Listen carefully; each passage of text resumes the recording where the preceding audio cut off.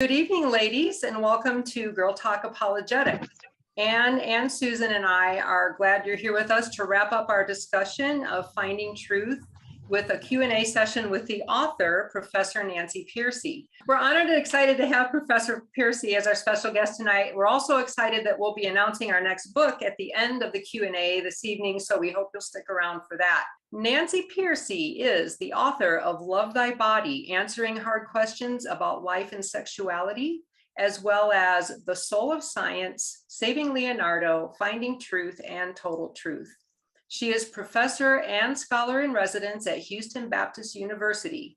She has been highlighted as one of the 5 top women apologists by Christianity Today and hailed in The Economist as America's preeminent evangelical Protestant female intellectual. Nancy, it's an honor to have you as our special guest this evening. Thank you so much for joining us. Thanks for having me. It's really great. Well, we have a long list of questions for you, and we want to be respectful of your time. So I'll get things started by asking, how do you choose the topics that you write about? Yeah, I did read the questions ahead of time, and I thought, well, that's the hardest one of all. They always come out of my own experience. I think if they don't, they don't have the authenticity. And so, for example, my first book was The Soul of Science, and I had been working for 13 years for an organization that dealt with science and Christianity and culture. So I had been writing on it for 13 years. So I was deeply immersed in questions of, not just science, but how does science affect Christian worldview? Because that's what Soul of Science is about. It's the relationship of science to Christianity from the time of the scientific revolution. So I wanted to kind of get that interaction between science and Christianity, especially how Christianity formed the basis of modern science. As one prominent historian said, no other culture, East or West, ancient or modern, has even thought of the concept of natural laws in terms of nature. Most of us take it for granted. We've grown up with it. But this historian who's not a Christian said that came explicitly out of a Christian worldview. Came out of the Middle Ages when Europe was thoroughly permeated with a Christian worldview. So that's my main goal with that book. Total Truth came out of, I had been working at Prison Fellowship for many years, and you may know, I co-authored a book with Chuck Colson called How Now Should We Live? A big fat book. And at the time, I wondered, it's about Christian worldview, but I wondered why this was such a difficult topic for Christian people to really grasp. What was it about Christian worldview that, what were the barriers in people's minds? And so that was Total Truth. Total Truth was, well, the main barrier in people's mind is the sacred secular split. They really don't understand that Christianity is not just about the religious sphere, church and Bible study, but it really is meant to be truth about all of reality, about your work and your vocation, about science and about politics and about economics, about the arts and every other field. So that was the motivation. In essence, Total Truth was a response to How Now Should We Live? And then, what was the next one? But Saving Leonardo is about the arts. And a lot of that came out of my time at L'Abri when I was, I went to L'Abri as a non-Christian. L'Abri is the ministry of Francis Schaeffer. And Francis Schaeffer not only was known for his apologetics, but also for his encouragement of Christians to get into the arts, that the arts were important, that creativity was important. And so his main book on the subject was How Now Should We Live? How Now Should We Live? My book with Chuck Colson was How Then Should We Live? No, I got it mixed up. Schaeffer's was How Then Should We Live, which is a quote from Ezekiel. And we followed it up with How Now Should We Live? It's a little bit of a joke. But I always wanted to do something on the arts just because of my heritage of having become a Christian at L'Abri. And how does philosophy interact with the arts?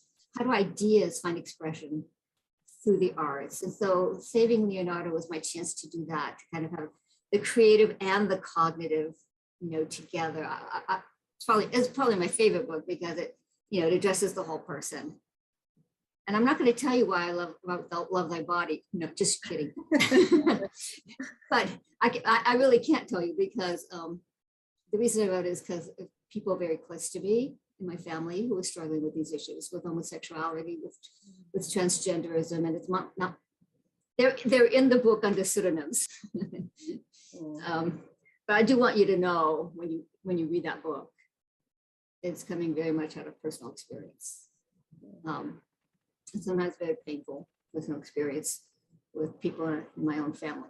So again, it means it was a painful book to write, but it means that's why it sounds authentic. That's why it sounds authentic. It wasn't just an intellectual exercise.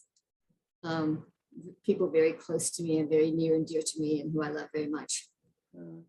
What else? Oh yeah, so Finding Truth. Finding Truth, the one we're talking about today. That was one where I came to realize that I was using a lot of apologetics arguments, but because I always write books on culture, our apologetics was always intermixed. It was intermixed with the science, in solar science. It was intermixed with the arts and Saving Leonardo. It was intermixed with sort of, analysis of evangelicalism and total truth. And I thought, what would happen if I just took out the apologetics arguments themselves so that people could actually see the arguments, sort of it's kind of like taking out the structure, the skeleton. It's taking out the skeleton, the argumentative skeleton of all my other books and saying, let me teach you just the logic itself, just the logical strategies themselves. And then that's proven to be one, I'm teaching it right now in my class. I teach it at Houston Baptist University and I'm teaching it now. And it's turning out to be the best, the best of all of them in this sense. When I became a Christian, I thought I had to memorize all of these secular isms. And you're nodding. You went through that too. I thought I had to memorize every secular ism out there. And then I had to memorize every objection. And I soon realized that would take a lifetime. And so while writing Finding Truth, I discovered that there was a strategy that you could use. If you master this plan of action, you could apply it to any worldview. And so it equips you to encounter anything, any set of ideas, any objection to Christianity that you might encounter. And so in that sense, it turns out it's, when my students finding out, I'll just give you one example since you're going to ask me this question later anyway. I'm teaching C.S. Lewis's argument from rationality. That's his argument that if you start with naturalism, you cannot explain why reason is valid, because reason is, the ideas in our brain are there by natural forces. That's what naturalism says. All our ideas are products of natural forces. Today, we would say neurons firing in your brain. And neurons firing in your brain can't be true or false. It's just a biological fact about your brain. Well, when I was a young Christian, I read Lewis and I memorized that argument. But now I tell my students, okay, it's a strategy. Every non-Christian worldview that reduces reason to something less than reason, some physical, psychological, economic forces, you can make C.S. Lewis the same argument. So, for example, Marxism says, you don't believe what you believe because you're rationally persuaded it's true, but because of your economic interests, right? You're the proletariat and the capitalist. For him, all your ideas come from your economic situation. To which we say, what about you, Marx? Doesn't that mean your ideas are products of your own economic interest? In which case, why should we pay any attention to it? Or Freud says, you believe what you believe, not because you're rationally persuaded it's true, but because of your psychological history, especially sexual repression. To which you say, well, what does that mean for your own ideas? Freud, where did they come from? Onto the couch yourself, Dr. Freud. Or today, postmodernism says you don't believe what you believe because you're rationally persuaded it's true, but because Your reason is overcome by social forces like race, class, gender, sexual orientation. To which you say, what does that mean for your own views? Are they just products? Are you a mouthpiece for your own race, class, gender, or sexual orientation? In which case, why should we pay any attention to it? Or the fastest growing idea on secular campuses today is something called evolutionary psychology. And it says your ideas, if the brain evolved by natural selection, so did the ideas in your brain. And so the ideas that stick around are the ones that win out in the struggle for survival because they're useful. To which you say that idea itself then is not really true or false. It's just useful for survival. So I've taken Lewis's argument and I've shown, hey, this is not just an individual argument that you memorize. It's a whole strategy that you can apply to virtually any non-Christian worldview. So that's the difference with finding truth, is I've given you a strategy that you can apply to any worldview. Yeah. We all learned a lot from reading it. Everybody can agree that we had the deepest, richest conversations over this book than any other book we've ever read. Easily. It really went to the heart of things. So. Carrie has a question. Was one of the principles in the book instrumental in bringing you back to your faith? Yeah, I thought that was an interesting question. You guys did come up with really interesting questions. I've done a lot of interviews on this book, and you guys had very different questions. Yes, principle number 3 is, does it fit the real world? And this was something we were just talking about in my class at HBU as well. Because I almost have to give you a little bit of my background to tell you why I had this question. So I was raised in a Christian home. It was a Lutheran home. I don't know if you guys know, but Lutherans, Scandinavian.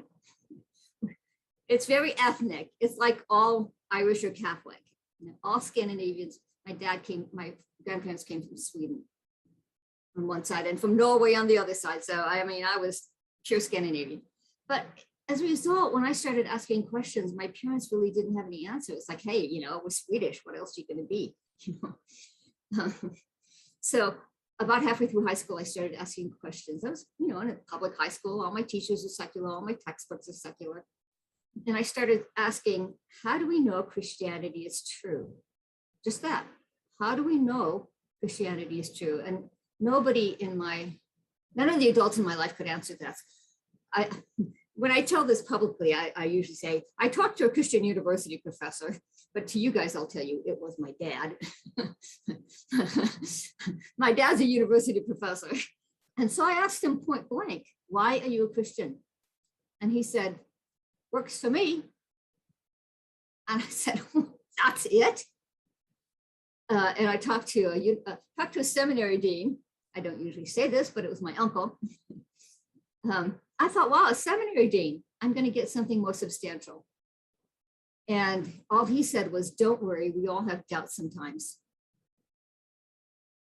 As a psychological phase I was just going through. So I eventually decided that maybe Christianity didn't have any answers. And about halfway through high school, I made a very intentional decision to walk away from my Christian upbringing and to try to decide for myself what was true. I figured it was up to me. I was going to have to survey all the religions and philosophies out there and decide which one was true, which is a bit ambitious for a 16-year-old. But I literally started walking down the hallway of the public high school I attended and pulling books off the philosophy shelf, because I thought, if I can't get any live people to talk to me, maybe these dead guys, isn't this what philosophy is supposed to be about, right? What is truth? How do we know it? Is there meaning to life? Is there a foundation for ethics? Or is it just true for me, true for you? And I quickly realized that if there was no God, the answer to all those questions was no. There is no meaning to life. There is no foundation for ethics. There is no foundation even for knowledge. I realized that if all I had was my puny brain and the vast scope of time and space, the idea that I could arrive at some kind of universal, objective, absolute truth was ridiculous. That's how I thought of it. It's ridiculous. I literally in English class, here I'm senior in high school, and I'm doodling in my notebook. I'm doodling little pictures of the whole universe as a thought bubble inside my head. You know, as I become a complete skeptic. All I really know is the inside of my own skull. Anyway, so you can see that I was perfectly primed eventually to end up at L'Abri, the ministry of Francis Schaeffer. We had lived overseas when I was young, and so I had gone back to Europe. And that's how I kind of stumbled on L'Abri, which is in Switzerland. And I was stunned by this place. I had no idea there was such a thing as Christian apologetics. I had no idea Christianity could be supported by reasons and argument and evidence. And actually one of the first things that I worked through, you know, that I debated with the staff, they could tell I was not a Christian. By the way, back then, it was very loosely organized. And all these hippies were going through Europe, you know, trying to find themselves and strung out on drugs. And they would hear about this place in the Swiss Alps that you could go and get a free bed and a free meal. That's how L'Abri grew, very organically. So they could tell I was not a Christian, and they said, "Hey, you want to stay? We got a free bed. You want to stay?" And that's how I ended up staying. But the first thing that I really worked through was my moral relativism. And they basically persuaded me that moral relativism was untenable, that everybody has a moral standard. Everyone believes there are certain things that are right or wrong. It's inescapable. We all have a moral sense. I mean, I would now say it's because we're made in God's image. We all have a moral sense. And I realized that from where I stood as a relativist, I could not say Mother Teresa was right and Hitler was wrong. I couldn't. So here's where the principle number 3 comes in. I realized my moral relativism didn't fit the real world, and that I'd better find a philosophy that did. If moral relativism did not fit the real world, because we all do have moral convictions, I'd better give up my relativism and find a worldview that did support the fact that we do have moral convictions. And we can't, you know, it's inescapable, it's unavoidable. We can't not, have you ever heard that phrase? It's what you can't not know. We can't not know that there are moral truths. And if your philosophy doesn't support that, you better find one that does. Well, that was when I first started becoming open to Christianity, because I realized it was one that did explain it and my philosophy didn't. So that was principle number 3. My philosophy didn't fit the real world. And it was incumbent on me to go back to the drawing board, toss it out and find one that did fit the real world. So again, you know, when you ask me, why do I write what I write? This is coming very much out of my own personal struggles, my own personal conversion, which took several years, by the way. I didn't become a Christian at L'Abri right away. I stayed for a month and I left. L'Abri was so attractive because it was the first time I'd encountered apologetics, and because Schaeffer cared about the arts. See, I was in Germany studying violin at the Heidelberg Conservatory. So the fact that he cared about the arts was really big. And so I was afraid I might be drawn in emotionally. And I didn't want to do that. I was not going to do that. Christianity had already let me down once. I was not going to do this unless I was completely intellectually convinced it was true.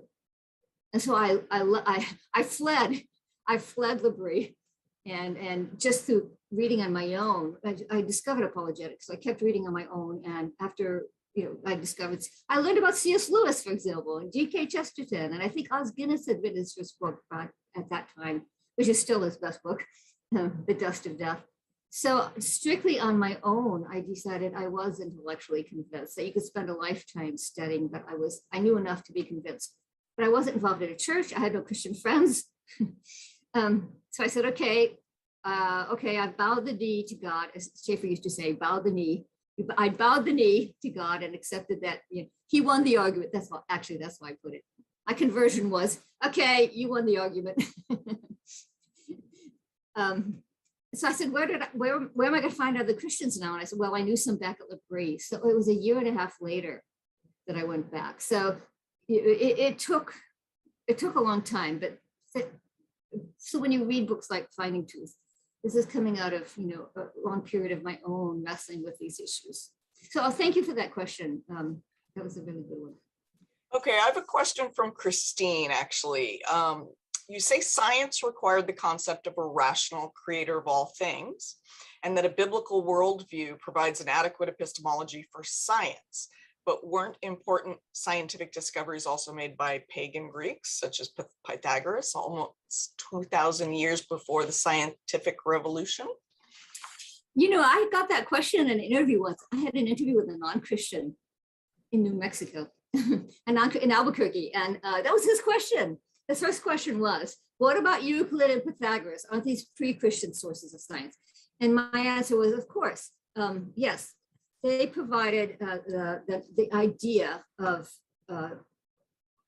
mathematics and geometry as, you know, fundamental truths. But here's what, it wasn't enough. It turns out it wasn't enough for modern science, and here's why.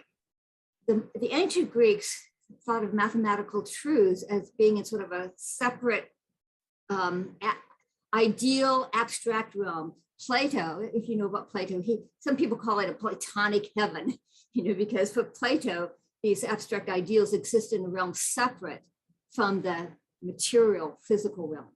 And the material physical realm never fully instantiates the ideals. So the Greeks always expected there to be a certain, you know, certain rough edges, a certain, you know, erratic bits and pieces in the physical world. It never actually fit mathematics precisely. And so in my book, they're behind me, so I may as well hold it up. In my book, Soul Science, I quote historians, and not Christians necessarily, historians who say it was Christianity that took the idea of mathematics, but who said mathematics were ideas in the mind of God, and God created the world precisely as he wanted it to be. And therefore there would be no anomalies, there would be no irregularities, that it would be precisely mathematical.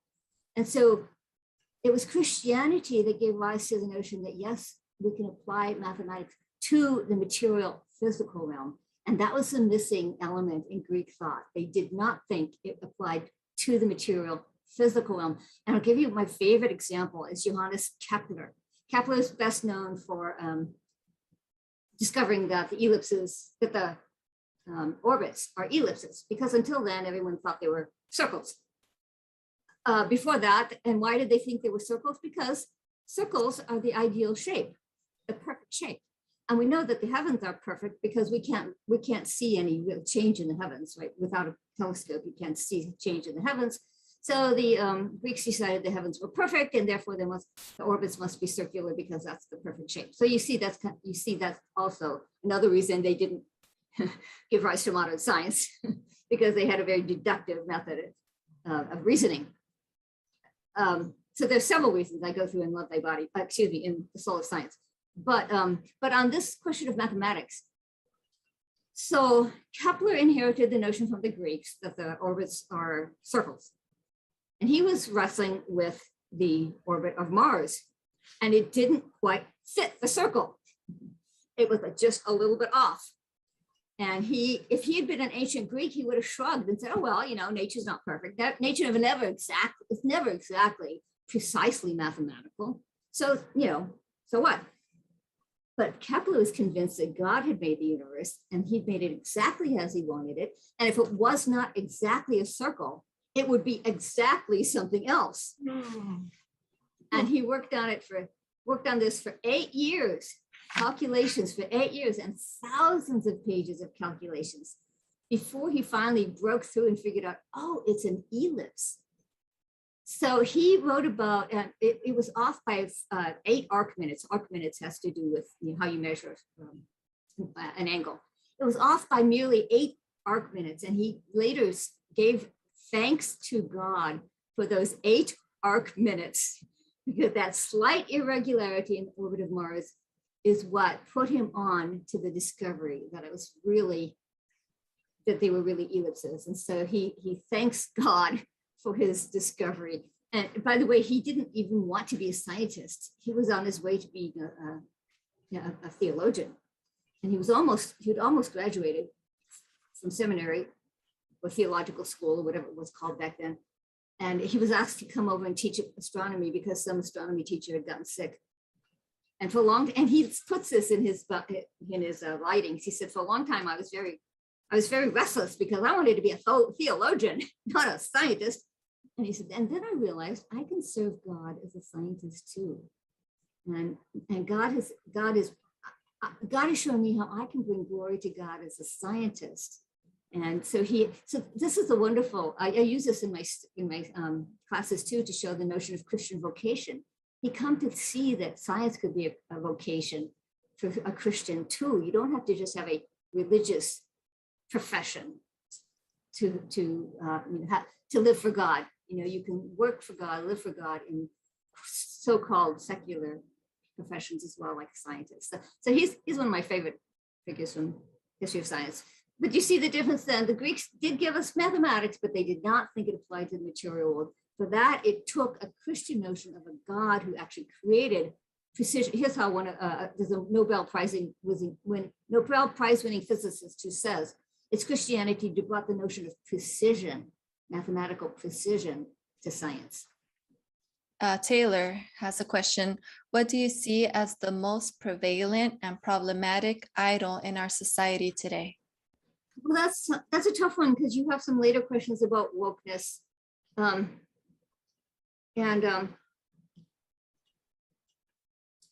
when you were reading Finding Truth, you remember that I said that it's especially in principle number 3, where I said a lot of secular people really have a divided mindset, where especially secular materialist, naturalist scientists, they kind of try to live in the lowest story, because the lowest story is defined as what we know by science.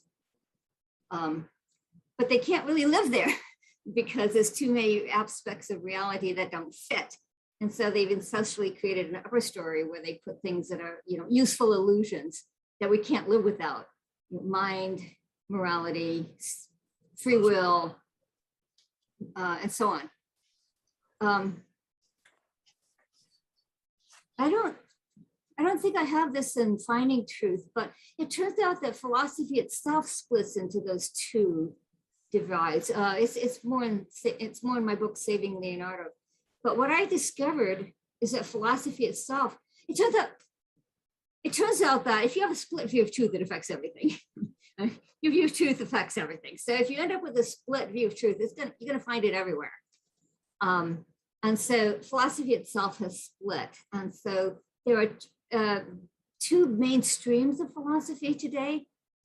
There's still the lowest story, and that would be philosophies that claim to be scientific. So that's empiricism, naturalism, materialism, rationalism. And most natural scientists are in the lowest story.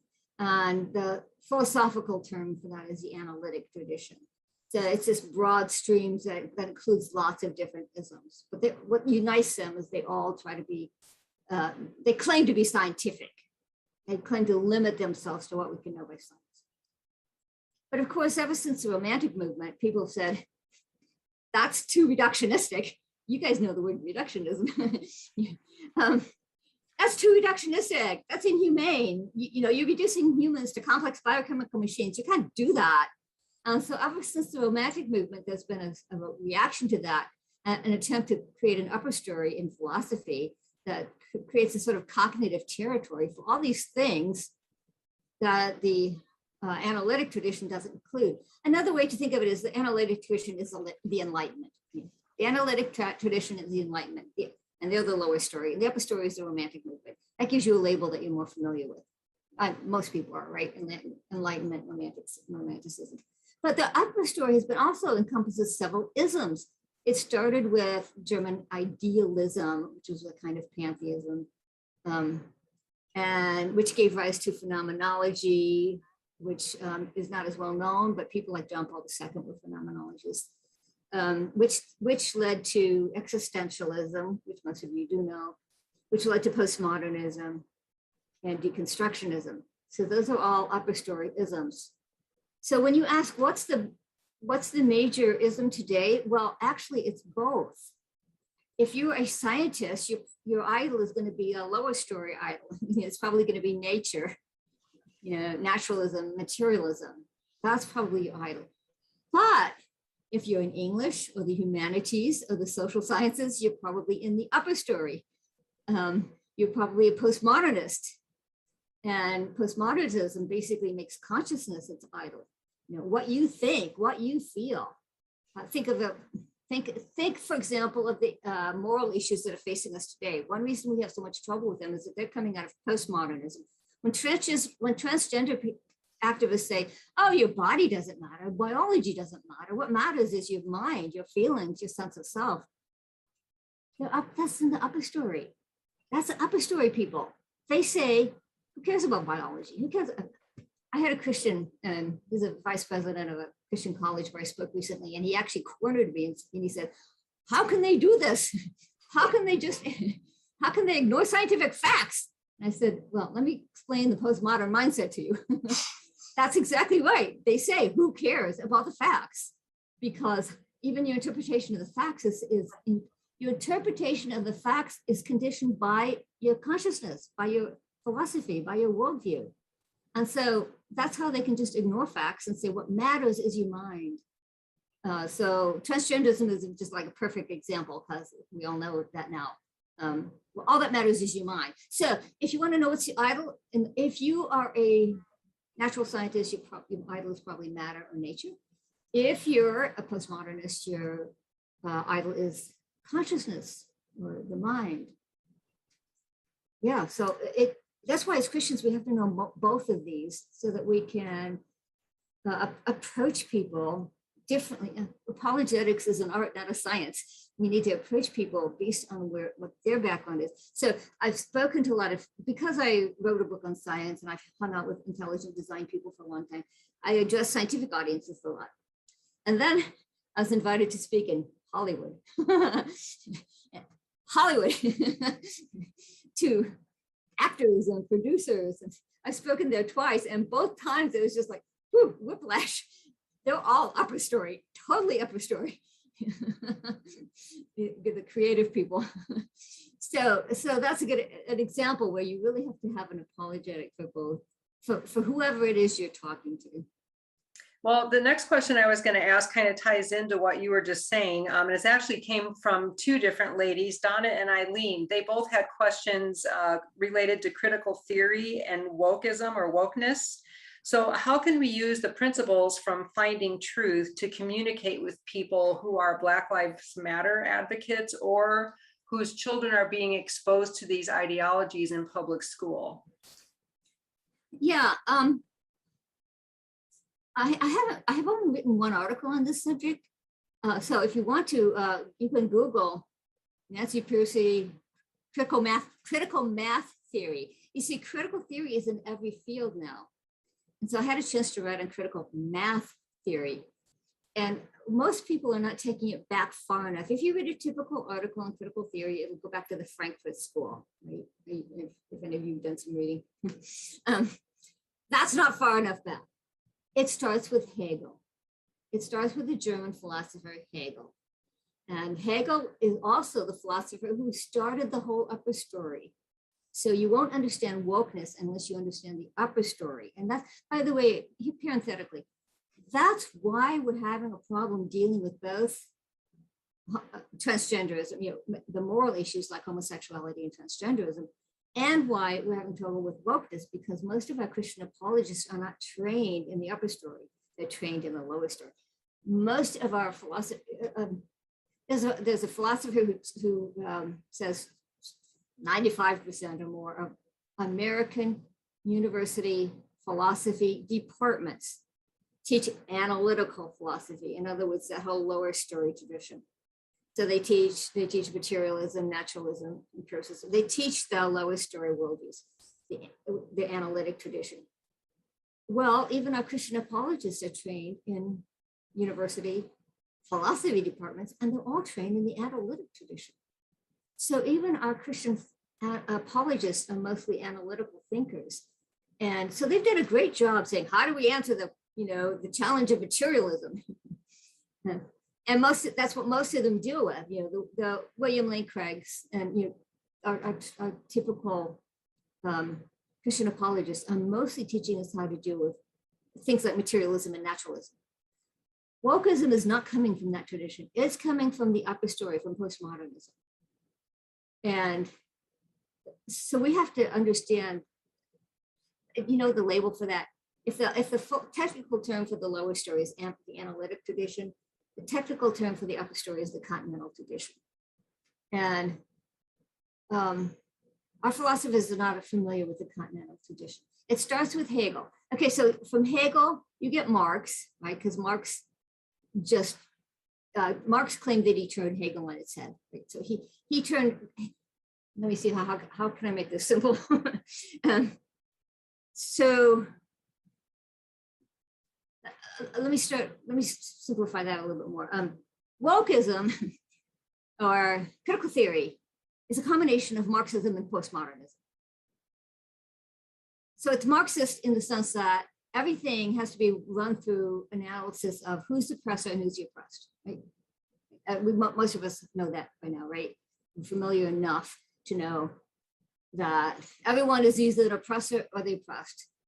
And it's based on, but the postmodernism comes in because it's based on race, class, gender, sexual orientation, and so on. So you're oppressor or an oppressed based on these, these categories. So how do you run that through? So, but if you go back to Hegel, it all makes sense. Hegel was a pantheist. He said he was trying to counter the materialism of the lower story by saying, let's recover sort of mystical notions of pantheism. You know, instead of going back to Christianity, you don't want to do that. So instead, he said, okay, let's go back to mystical. Let's go back to mysticism and Eastern thought. Let's be pantheist. So he conceived of God as a pantheistic spirit that evolves in and through the universe. And as it evolves, it goes through the various stages. And each stage had its own truth. So it's very relativistic. Each stage had its own truth, which is superseded by the next stage. And individuals don't even, and what counts is this, he called it the absolute mind or the absolute spirit. Well, every stage is shaped by that absolute mind. So you as an individual don't have original thoughts of your own. You are a product of the absolute mind that is this pantheistic mind that is unfolding through history. You think you have your own ideas, you don't. You're just shaped by your community, which is the expression of the absolute mind. So you don't have individual ideas. Your ideas are shaped by your community, your race, class, gender, sexual orientation. So that's how we got that. If you understand Hegel, you understand postmodernism, because the idea that, see, most people think postmodernism is individualistic. My idea, my truth versus your truth. No, that was existentialism. Postmodernism is my group. I don't have original thoughts. I think the way my group does. And so if I want to tell you who I am, I recently was given a book of poetry, and every single poet had to give, I'm a Hispanic, lesbian, they had to have 2 or 3 identities, and that was their claim to credibility. Right? Not because you were a good poet, but because you were transgender, African, Hispanic, whatever, you were some kind of minority. And if you had 2, well, that was okay. But if you had 3, that was pretty good. So this idea that you get your identity strictly from your group identity. So what again? What's the idol? Group consciousness. It's consciousness again, but it's a group consciousness. You get your identity from your group. So your idol is a group. The reductionism is you're not really an individual with your own ideas. You're just a mouthpiece for your group. So there's the idol, there's the reductionism. Okay, that makes a lot of sense. I feel like I've been sitting in class so far this evening. It's It's a good experience. Well, I don't usually get to talk about continental analytic philosophy on the radio or on a podcast, let me tell you. But you guys have read the book, so you know I can take you to the next step, which is cool. Yeah, we appreciate that. Well, before our time is up with you, I wanted to ask one last question. Are you currently working on any new writing projects that we might look forward to in the future? Well, the reason I'm laughing is because, yes, I am, but I'm working on a book on toxic masculinity. And what I'm doing is I'm showing where so it's an academic book. Okay, there are books out there that are sort of screeds. They're sort of screeds, like, you know,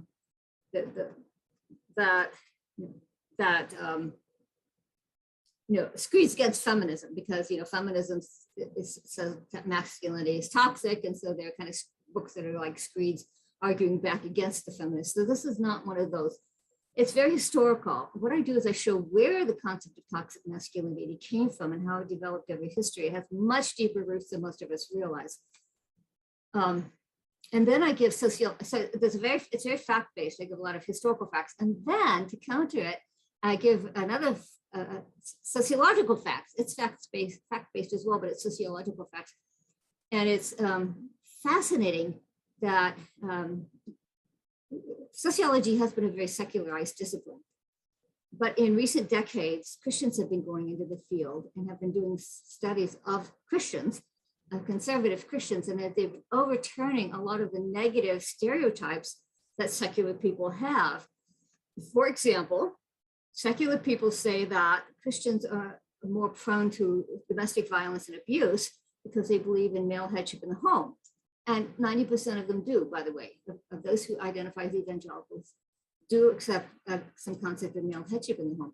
But when they did sociological studies, they found out that evangelical family men actually have are more loving to their wives, more engaged with their children, have lower rates of divorce, and have the lowest rates of domestic violence of any group in America. So that was really cool. Of course, I wanted to trumpet that abroad. I wanted to make a big deal out of that. Now, I get pushback by people who say, yeah, but haven't we heard that Christians have the same level of divorce and abuse as the rest of society? Yes, we do. So researchers went back to the data and they divided it out to evangelical family men who attend church regularly and nominal evangelicals. In other words, men who will check Baptist on the survey box because they live in Georgia. My husband's from Georgia, so I can say that. But really, who rarely attend church, if ever, but it's sort of it's a cultural Christianity. If you look at nominal Christian evangelical men, their wives report the lowest level of happiness in their marriage. They're the least involved with their children. They are more likely to divorce, but here's the real stunner. They have the highest rates of domestic violence of any group in America, higher than secular men. So clearly the church has a job to do. These are men apparently who hang around the Christian subculture, enough to pick up words like headship and submission, but to read them through a lens of the secular script that defines them in terms of dominance and control. So it's a mixed bag. I mean, there's really good news that really committed Christian men do better than any group in America, and nominal Christian men do worse than any group of men in America. So those are some of the kind of things I'm dealing with in my new book. It sounds fascinating. I think some of the ladies are already mentioning in the chat that they're going to put it on their reading list. So, and speaking of books, the next book that we've selected for our group to read and discuss is one that Nancy Pearcey has endorsed. It is A New Kind of Apologist, which was edited by Dr. Sean McDowell. That discussion series will start October 19th. You can find the details on our website and on our social media. You're welcome to sign up for it by emailing girltalkapologetics@gmail.com. So look for details on that. And Nancy, thank you again so much for giving us your valuable time this evening. You did a wonderful job answering questions, and reading your book was really a very enriching experience. I think I can speak for all of us when I say that. And we really appreciate your giving of your time so generously. Well, thank you. It was wonderful talking with you. And like I said, you had very creative questions, and so that was a lot of fun. Yeah. All right. Well, I think that's it for tonight. So I will say good night, and hope to see all of you in about 2 weeks for our next book. Have a good night. Thank you. Good night. Thank you, Nancy. Thank you. With our Well, tell her we're going to read a book by Sean McDowell. You were just being interviewed by him. Yes. Yes. I had a professor last semester, and he's a joy. I'm at Talbot right now. So okay. Yeah, he's a cool guy. He's definitely a good guy. One thing I wanted to say is I think I've heard, I grew up overseas in Japan. I was raised an atheist. And so I feel like there's some points of connection. Didn't you go to schooling overseas or something? And I'm just wondering, do you think that experience informed your view of there are so many other worldviews, and how do we know this is true compared to the rest, as opposed to this is what we do, this is what we believe? Absolutely. I was 12 when we first went overseas, so I was young enough maybe not to put it into words, but later I came to realize that the big, culture shock, you go to a new culture. Right. So we lived in Germany for a year, then we lived in Norway for a year, and I lived in Switzerland. So it was Western. Well, then my parents went to Turkey, and I stayed with them for a month, so that was non-Western. But yes, I definitely, when we went to Germany, I thought, wow, people do things differently. All the things I took for granted in terms of how we behave and what we think, so many things I took for granted, I realized were culturally contingent, that they weren't universal. Right. And later I looked back and realized that is when I started asking questions. I started saying, well, how do we really know what is true then? That's a really good question. I just think being a third culture kid just gives you a different, perspective on these things. Yes. But I wasn't sure if it was just me, because I don't know many Christians who grew up overseas. Most of the people I went to high school with that I'm still friends with on Facebook, it was a very academic liberal environment, and they're still, that way. Yeah. In fact, it was only a couple of years ago that I first heard the term third culture kids. And I thought, oh, wow, that explains so much. I recognize myself now. I see now why I think the way I do. So I totally agree with you. And it's always so much fun when I meet another third culture kid because you do think differently. But I really like your question about whether it made you question your faith. Because in hindsight, I do really think it made me ask, how do I know what's really true? I don't just take my own culture for granted. I really want to know what is true. And I was asking that at a much younger age than most people. So I think it's because we lived overseas. And I came to realize that most people don't think the way we do. So that's an excellent question. I like that one. Well, I didn't keep it because wasn't sure anybody else could. What is wrong? Right. Understand. So, but I'm glad I just had the opportunity to. I know. It would be a good question for everybody, but you're right. Not everyone's lived overseas, so they might not have the same sense.